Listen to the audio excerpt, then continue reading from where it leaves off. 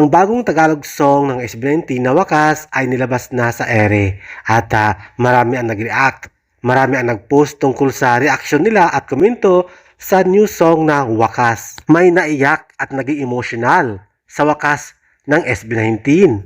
Yung kahit hindi ka broken o buong-buo ang iyong pagkatao, bakit ka iiyak at iiyak ka talaga pag napakinggan mo ang kantang wakas ng SB19?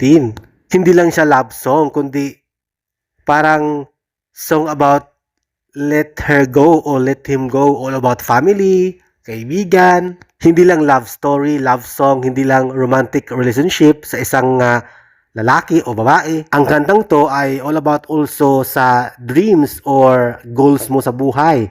Kung hindi para sa'yo, idi bitawan mo. Parang sinabi din ng commentator na ang SB19, hindi naman talaga sila forever na andyan. Dahil lahat tayo tatanda.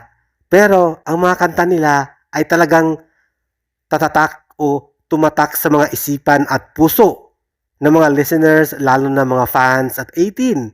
Ito nga, sinabi niya, mas emotional pa tong wakas kumpara sa Nieve, Liham. It is all about love, goals, dreams na hindi lang sa isang mag-boyfriend at girlfriend, kundi para sa isang kaibigan o pamilya na kung hindi para sa'yo, hindi para sa kanila, bitawan mo.